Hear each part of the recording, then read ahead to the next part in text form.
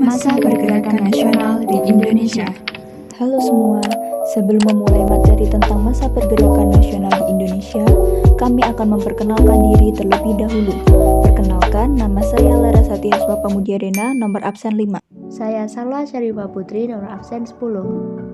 Nah, di sini kami akan menjelaskan beberapa submateri mengenai masa pergerakan nasional di Indonesia. Yang pertama adalah pengertian organisasi pergerakan, kemudian ada tujuan organisasi, lalu ada faktor-faktor yang memengaruhi munculnya organisasi pergerakan nasional, dan yang terakhir, contoh-contoh organisasinya. Langsung saja kita ke submateri yang pertama, yaitu pengertian dari organisasi pergerakan nasional. Organisasi pergerakan nasional adalah sebuah gerakan yang dilakukan oleh masyarakat Indonesia yang memiliki tujuan untuk memperbaiki nasib atau keadaan rakyat Indonesia yang sama-sama ingin memperoleh kemerdekaan nasional.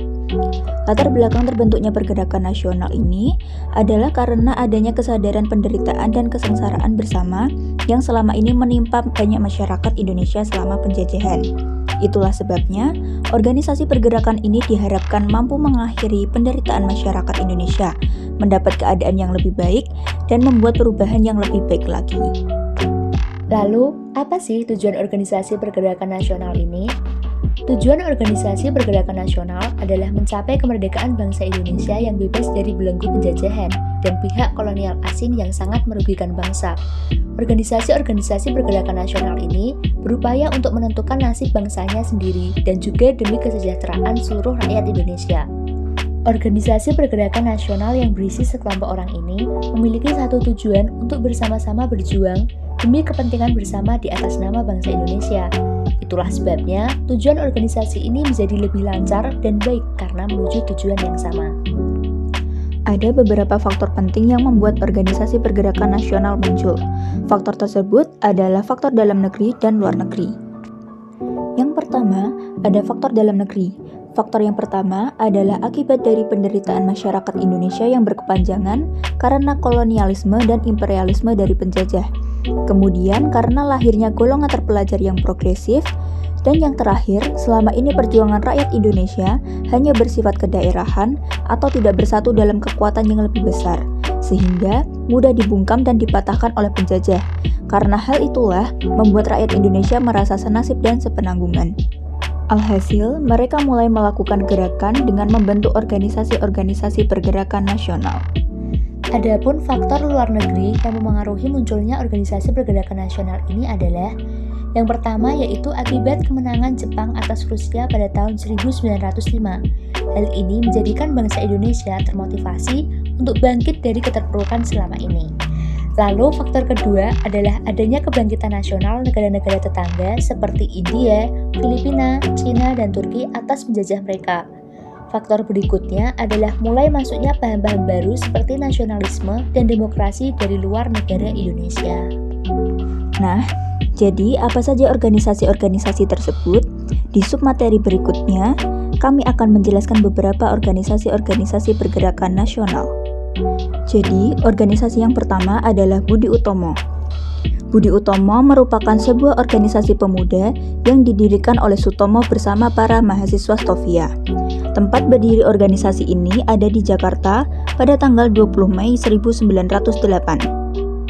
Pendiri organisasi Budi Utomo adalah Dr. Sutomo yang sebenarnya bernama Subroto. Dr. Sutomo adalah seorang dokter yang aktif dalam berpolitik yang kemudian mendirikan organisasi Budi Utomo.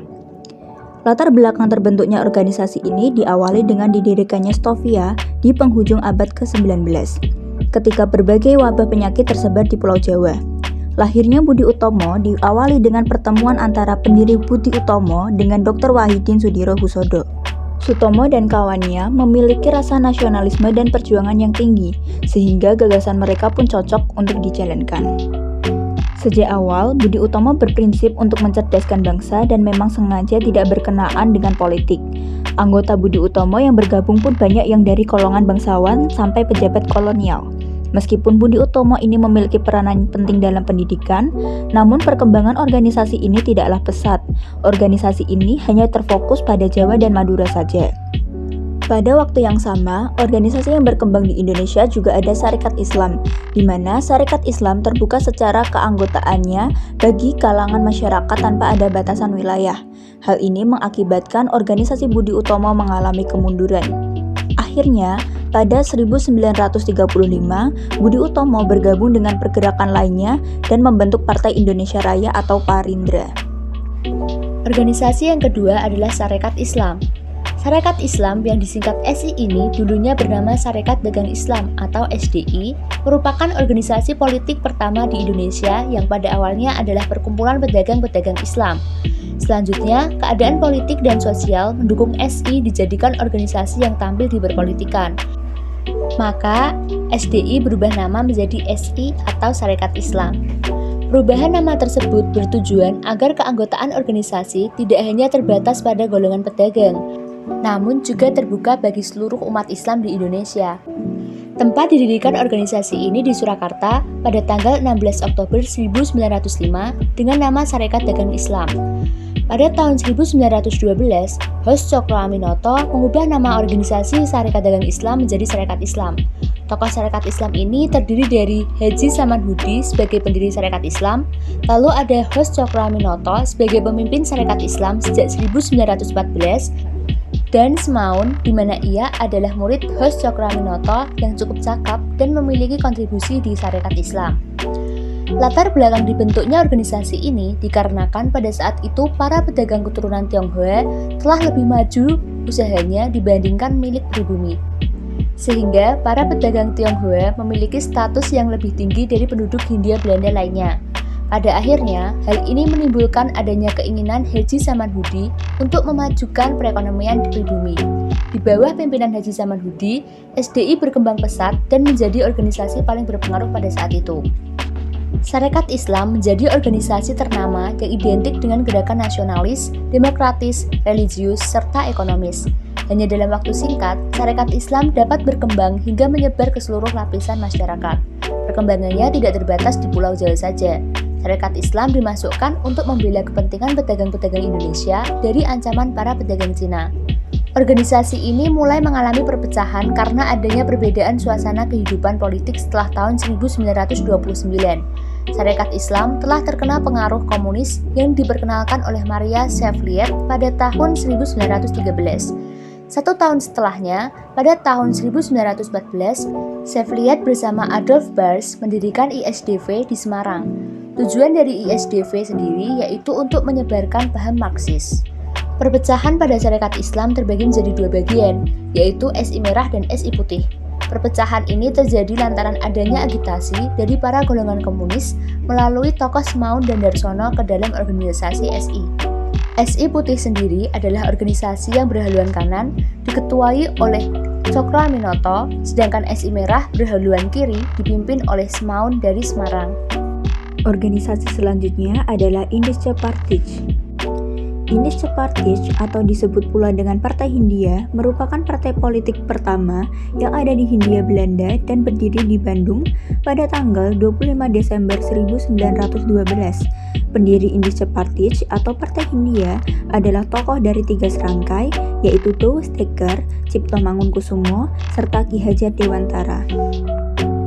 Latar belakang terbentuknya organisasi ini adalah untuk melawan diskriminasi dan ketidakadilan yang dilakukan pemerintah kolonial. Hal ini juga membuat Indische Partij bersifat radikal dan non-kooperatif karena bergerak melawan pemerintahan Belanda pada saat itu.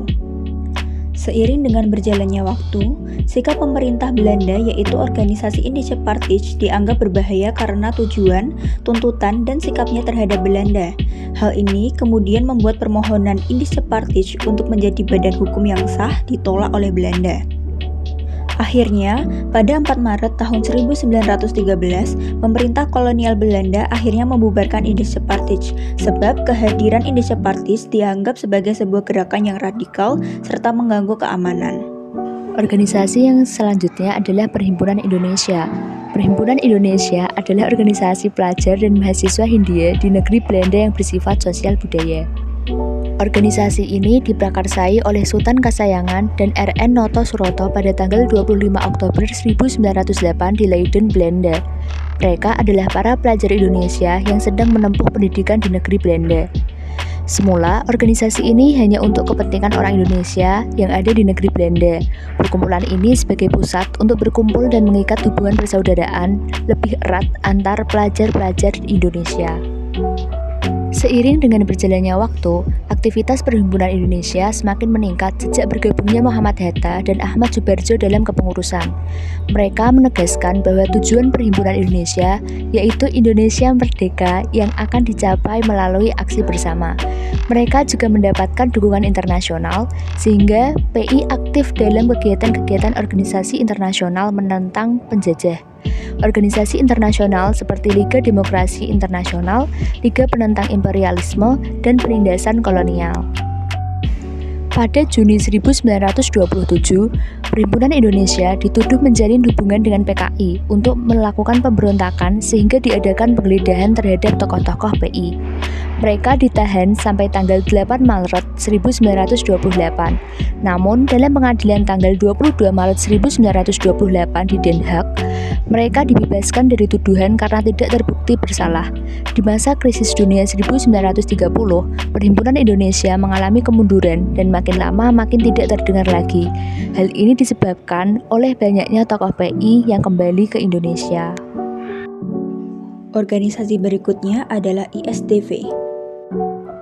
ISDV merupakan salah satu organisasi pergerakan nasional.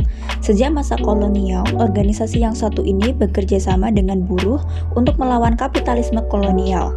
Tempat didirikan ISDV yaitu di Surabaya pada tanggal 9 Mei 1914. Pendiri organisasi ini adalah Sneflit. Latar belakang didirikannya yaitu untuk membawa sosialisme di masyarakat Bumi Putra yang tidak hanya didapat oleh kepala anggota yang berasal dari Eropa. Organisasi ini juga menyebarkan paham sosial demokrat ke masyarakat Hindia.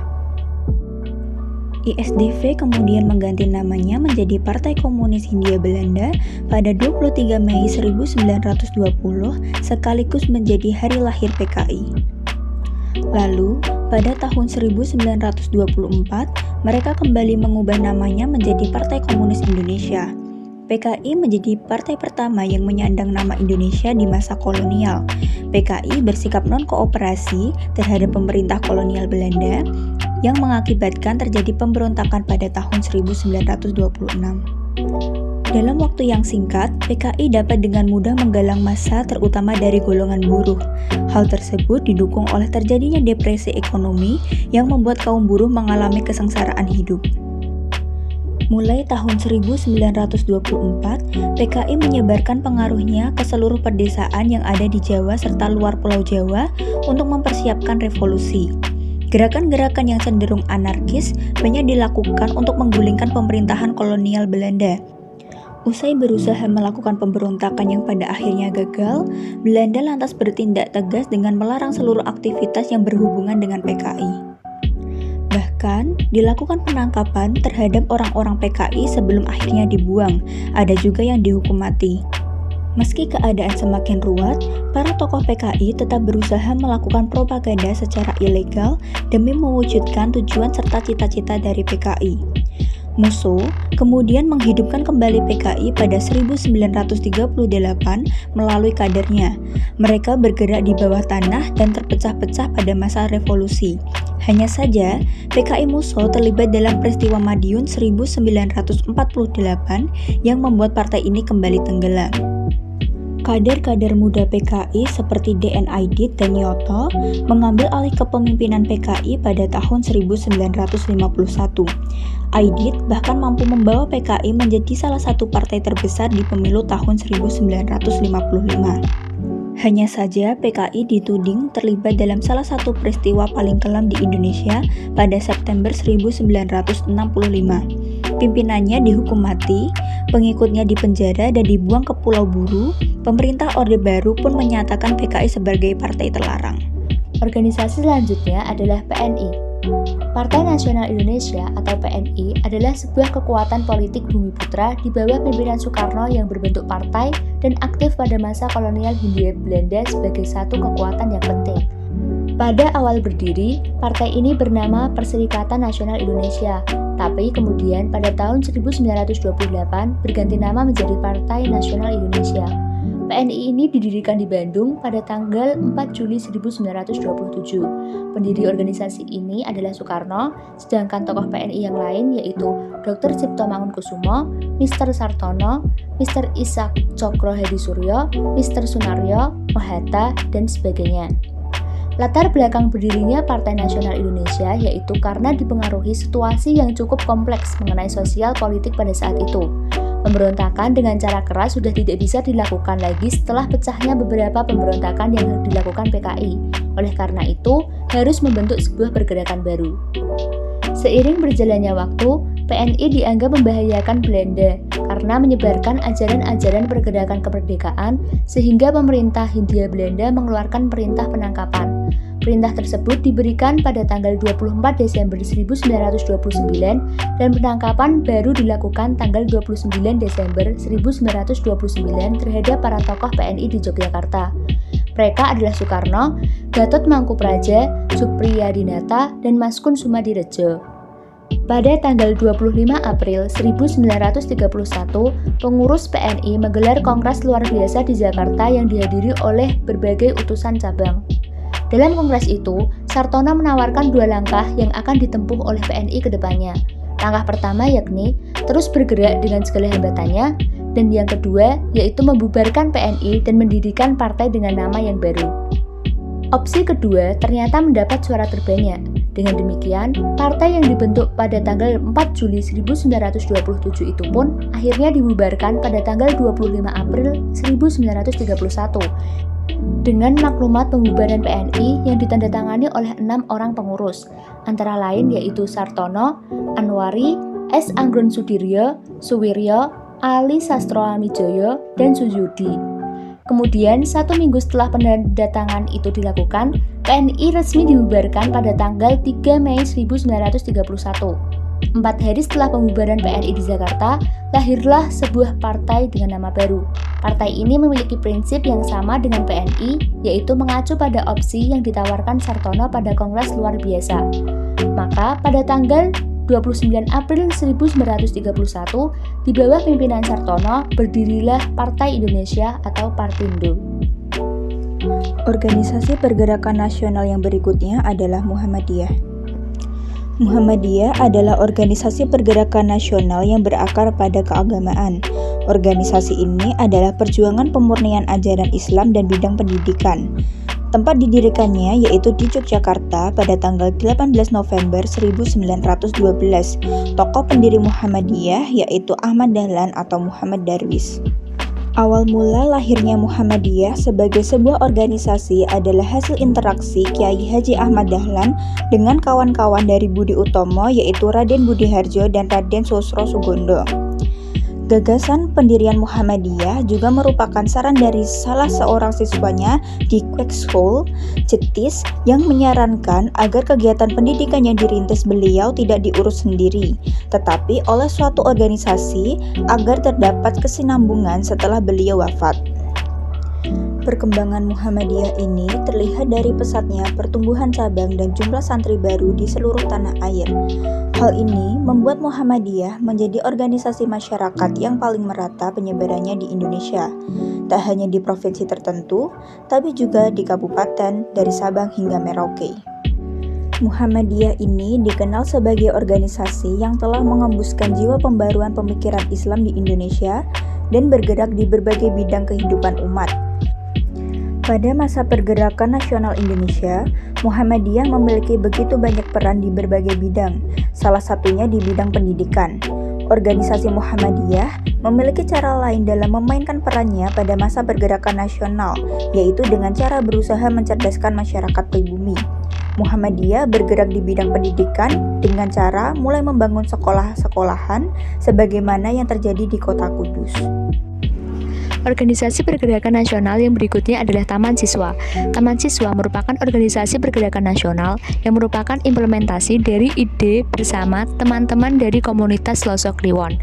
Sekolah Taman Siswa saat ini berkantor pusat di Aula Ibu Pawiyatan, Jalan Taman Siswa, Yogyakarta, dengan 129 cabang sekolah di berbagai kota di Indonesia.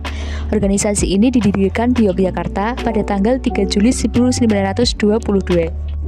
Taman Siswa didirikan oleh Suwardi Suryaningrat atau Ki Hajar Dewantoro yang dikenal sebagai Bapak Pendidikan Indonesia. Latar belakang berdirinya organisasi Taman Siswa disebabkan karena pendidikan di Indonesia pada masa penjajahan Belanda hanya dapat dinikmati bagi golongan kelas atas, seperti anak kalangan para raja, konglomerat, dan bangsawan, sehingga rakyat golongan menengah ke bawah tidak dapat menikmati pendidikan yang selayaknya didapat.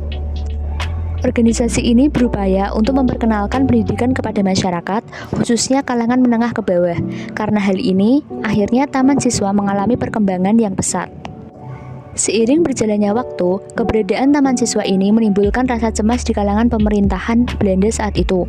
Pada tahun 1930, Belanda menerapkan Undang-Undang Sekolah Liar untuk membatasi perkembangan pendidikan alternatif di Indonesia. Setelah UU itu berlaku, Belanda kemudian menutup semua kegiatan Taman Siswa dan membatasi ruang gerak untuk para pengajar.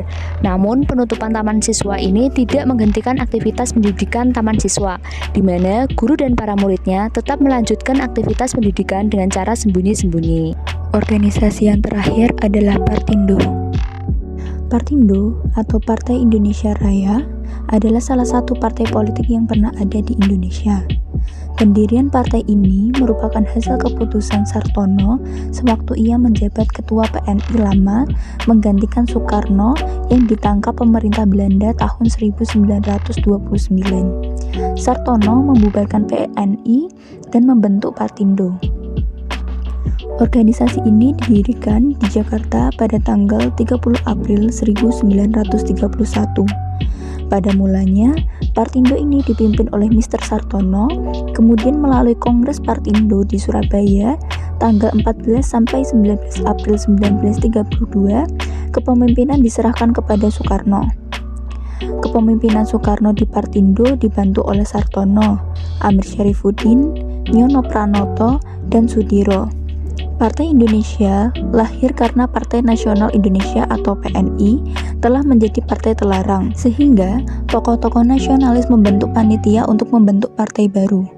Perkembangan yang didapat oleh Partindo yaitu dengan bergabungnya Insinyur Soekarno setelah bebas dari penjara Sukamiskin pada Desember 1931. Hal ini membuat aktivitas politik dari Partai Indonesia semakin berani.